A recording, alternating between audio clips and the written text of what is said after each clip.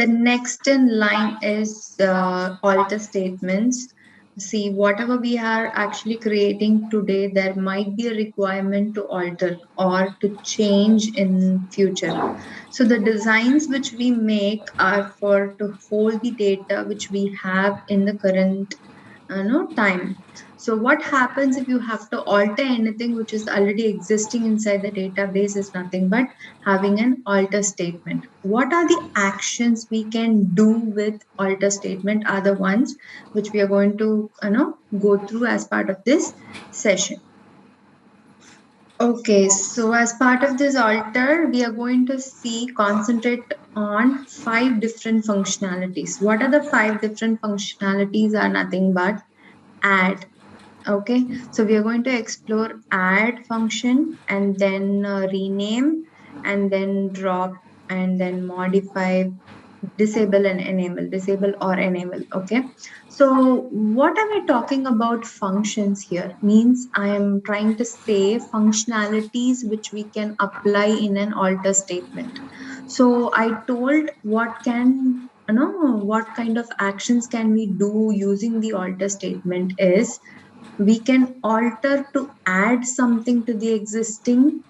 That is what is the add functionality. We can use the alter statement to rename, we can use the alter statement to modify, or you can use the alter statement to drop, disable and enable.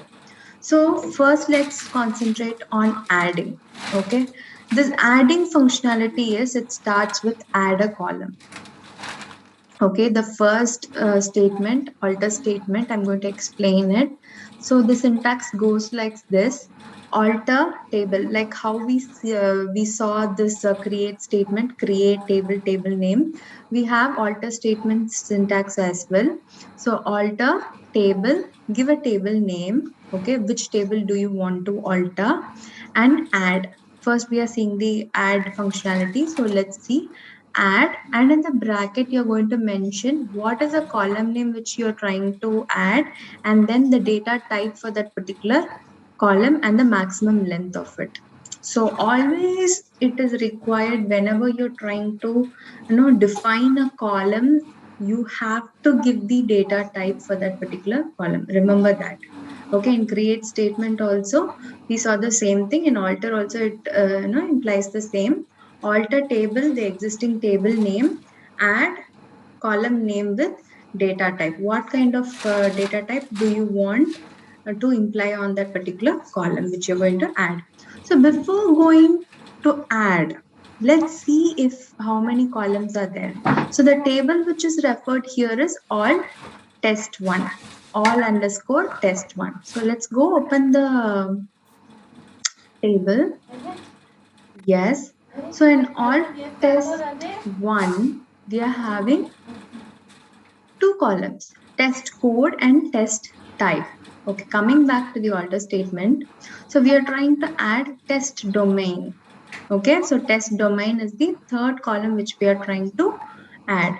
So let's run this. Okay, so the statement has completed. Table all test1 has been altered. Earlier it was all test1 was created, now it has been altered. Let's go back to the table. Just click on refresh. Yes, we have added the 3rd column. Always do remember this. If you're adding a column, it will be added in the last. Okay, you cannot add any columns in between. It will always get added at the last. The table structure can only append. Okay. Okay, so this is adding a column inside the existing table. The next comes adding a primary key. For example, the first case scenario in the create statement, we created a table with column name and data type. We never gave any constraints. Yes, this all test1 itself, it has the data type, but it doesn't hold any constraints over here, right? So what we'll do is, yeah, we have taken the example of all test1 only. So alter table, this table, add a constraint, give a name for the constraint. As I told you, giving a name for the constraint, it will make our work easier in the future. We can reference it and we can alter it, or we can change it or modify it, right? So we are adding a constraint, add constraint, give a name for the constraint, and what type of constraint are we trying to imply? Primary key. Okay, so primary key is the constraint which we are going to put, and on which column are you going to put this primary key constraint is test code. Okay, currently there are no constraints here, and we have how many columns? Test code, test type, and test domain. 3 columns are there. We have chosen to add the primary key constraint on the test code column. So this is the syntax. Let's run it. Okay, it has got altered. Let's go back, click on constraints, and then click on refresh.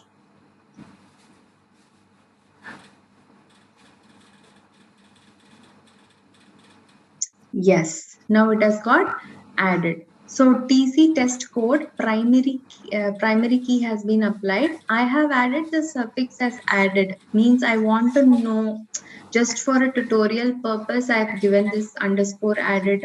I've suffixed with it because I wanted to know whether TC underscore PK has been initially, when you create a table itself, the constraint has been defined, or later point of time using the alter statement have you added the constraint.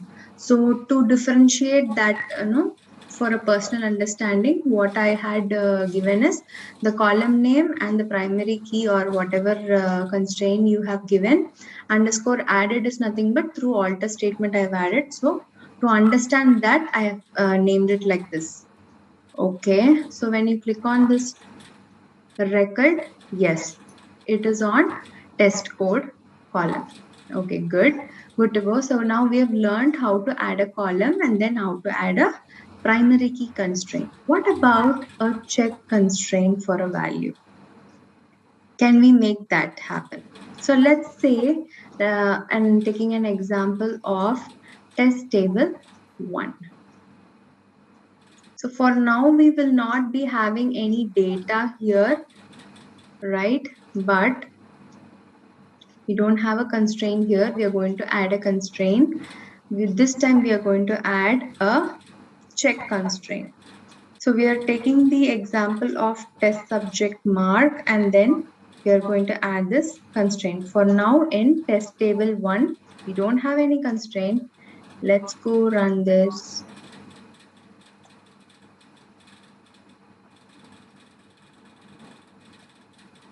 Altered. Go back, click on refresh. Yes. See, mark. Test mark, check constraint added, and on which column it has been added? On test subject mark. And what is the condition which you have added? Test subject mark should be less than 100. Very good. So we learned how to do add column, add primary key, add check constraint. Now let's do on not null. Okay, so how do we do this? Not null. I've already mentioned this. Not null. How do you do this not null is whether you check whether it is null or not. Again, it is a type of check, but not null NN is a separate constraint. Whether the column should have a value. Is it a mandatory column or not? Is the checking which you're trying to do here through not null constraints. So not null constraints are added or altered inside a table using the check constraint. So how to add a not null constraint in the existing column of an existing table is through alter statement. This is how you have to add through check. So let's go and run. Good, got executed. Let's refresh.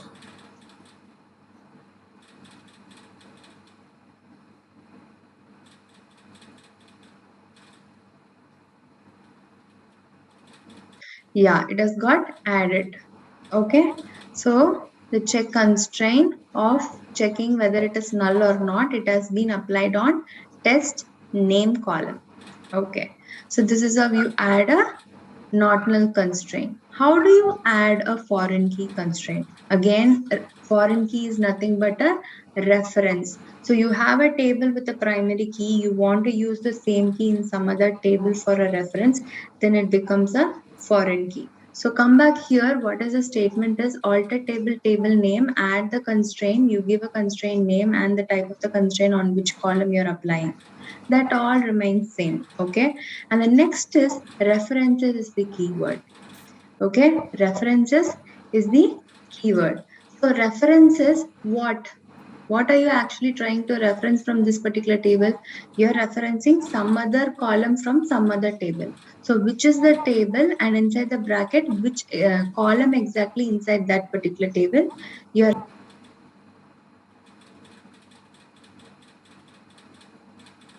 referencing. So that needs to be given. So let's run this and check if a foreign key has been added. Constraint on the foreign key column. Okay, yes, foreign key constraint is also added. See, you have TC ref instead of FK. For a difference, I've given as a ref. This also is followed in so many other MNC companies. And the constraint type is foreign key, which is the reference owner and which is the reference table, and on which column has it been applied. Okay, so this is all about additional adding functionality. How do you add a column? How do you add types of constraints in the existing table? Okay, let's move on to the next functionality, rename. It is very simple. Okay, so you have a table and you want to rename a column inside a particular table. So what happened is when earlier when we were discussing, when we were creating the table, in all test one, let me open the table and click on the columns. Yes, it is already open. Okay, see TEST underscore code and TST type, TEST domain. So what I've done is by mistake, I have given a wrong, I have missed out an E. Okay, this happens in real time, right? So what happens if you have misspelled or you have done some error? So now I want to fix it. I want to rename the particular column. Can I do that? Yes, you can do. How have you to achieve that is through rename functionality using the alter statement. So you're altering the name of the column inside the existing table. Okay, how do you do that is rename. So alter table, the table name, rename. What are you trying to do? Column. So this is the existing one to the new name which you want to change. So let's run this. I'm sorry, I have selected wrongly.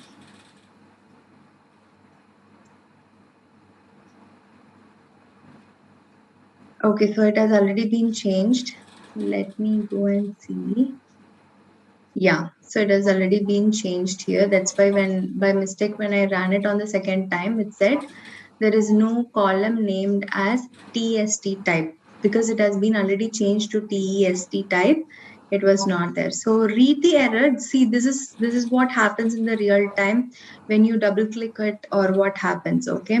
So what happened was like I have double clicked. That's why it was trying to say duplicate column name. So you have already have this test underscore type here. Why do you want to change? No, give a name which is not there, which is already existing. That's what it tries to communicate.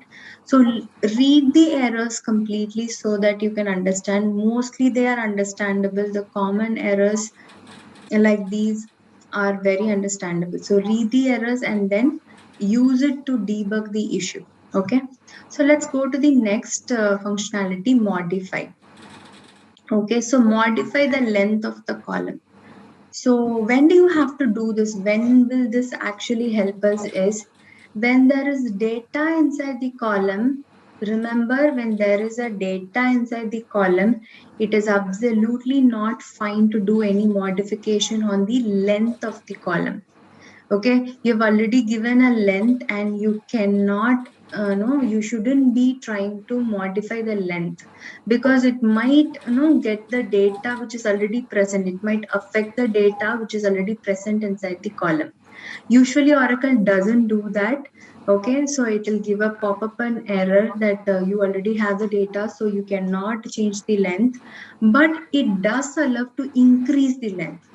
What if I'm having the column length of 5 and I wanted to increase it to 20? Can I do that? Yes, you can do that. If you have a data and you want to increase it for the future purpose, okay, for now at this time I've given the length as 10, and in future, or 10 or 5, and in future if I want to increase, okay, the client wants to increase, can you perform it? Yes, you can perform through alter statement using the modify functionality. So what is the syntax for that? Alter table name, modify the column with, give the length as 15. Let's go and check what is the current length of that particular test domain column. All test 1 is already open.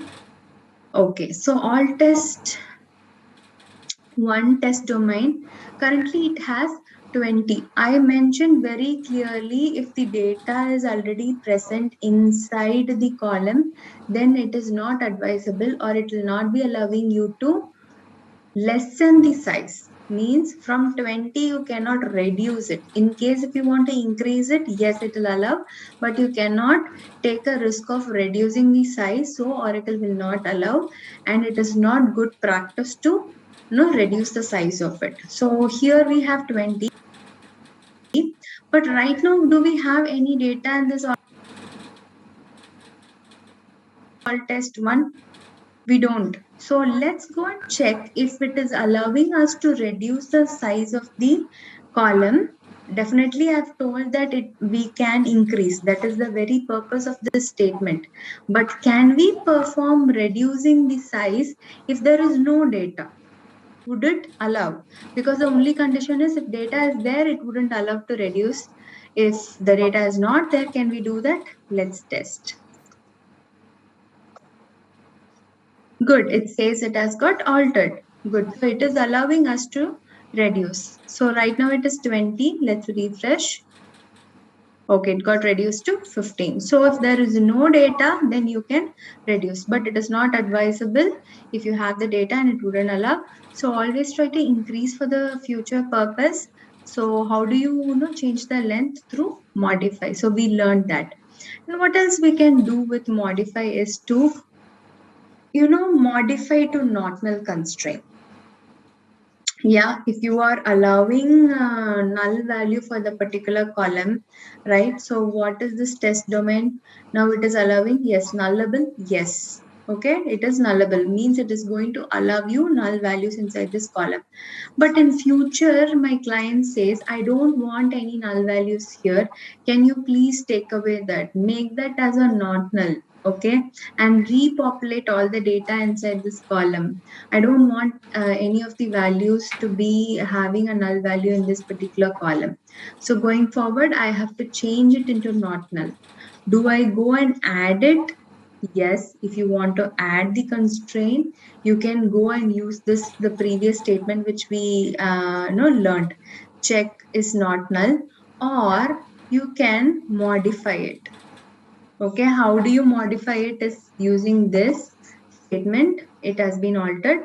Alter table, the table name, modify test domain as not null. So let's go and check if it has become not null. Now it is yes. Yeah. Now it has become no. It has become not nullable. Okay, so not null constraint has been done. So there are two ways. One is adding a check constraint for not null, and then modify it to not null. Okay, the next functionality is drop. Can we drop anything? So we saw that we can add a functionality, we can add a column, we can add a constraint. Can we also drop a column and drop a constraint? Yes, we can do it. One by one, we have three sample statements here. alter table, table name, drop column. So the first thing what we are going to try is we are trying to drop. So what is the table? Test underscore table one. Let's open the table. Close this one and table one. So this is the table which we are going to try out. And what is the column? Test state. Okay, test state is here. Okay, this is the column which we are trying to drop. Let's run. It has altered. Okay, then click on refresh. Yes, test state is gone. So this is how you drop a column. You can add the column and you can drop the column. While adding, I've mentioned that you whatever column you're adding, it will be coming at the last. Okay, so do remember that. And then alter table, the table name drop constraint. The next one what we are going to do is we're going to drop a constraint and see. Okay, so for this I mentioned, right? It would be very easy to remember the constraint name and it is going to be very helpful. Here, what we have done is alter table, table name, drop constraint. We are giving the constraint name here. What are we doing? We are giving the constraint name here. TNM underscore NN added. Okay, so this is the constraint name. Let's go and check what is the constraint here on this table. Okay, TNM, test name and a not null constraint which is added. So as part whatever we have added, add functionality we saw, we are dropping that. Let's go ahead and do it. Yes, altered, refresh.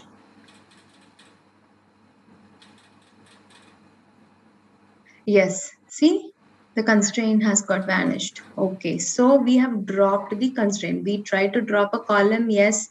Did we try to drop a constraint? Yes. Can we drop a primary key? Okay, can we drop a primary key when it has a reference in another table? So we have created a foreign key relationship. Yes. Okay. One of the column here in table 2, did we create a foreign key? Yes, we have created. Let's try to drop the primary key column even though it is having a reference in some other table. Okay, so which is the table we have taken is all test 1. Okay, so let's open all test 1 and see. Okay, there is a primary key. Yes, it has a primary key. And test table 1. See, here we are seeing this first record. What it says is test code column has been foreign key. It is a reference. It is having a reference.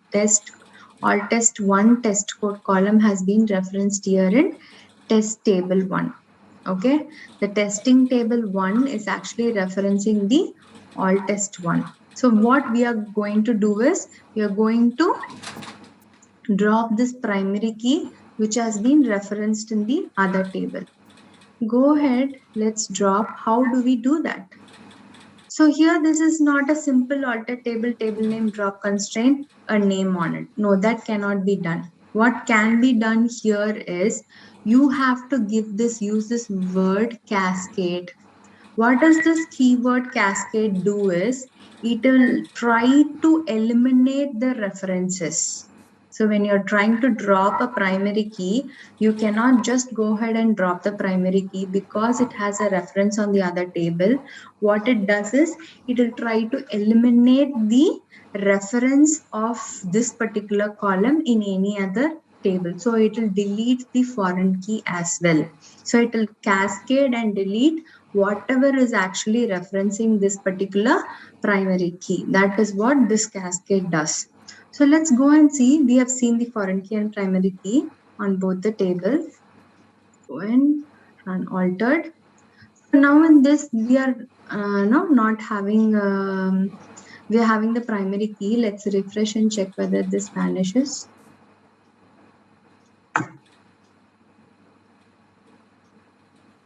Good, it has got vanished.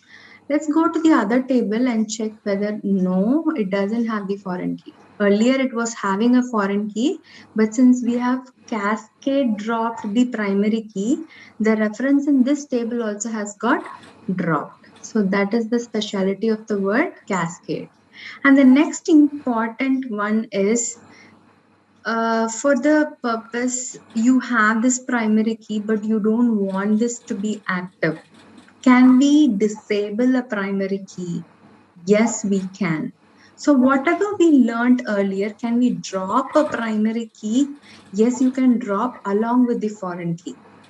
Okay, but you don't want to drop anything. You don't want to drop anything. You just want to cut the relationship between the primary key and foreign key.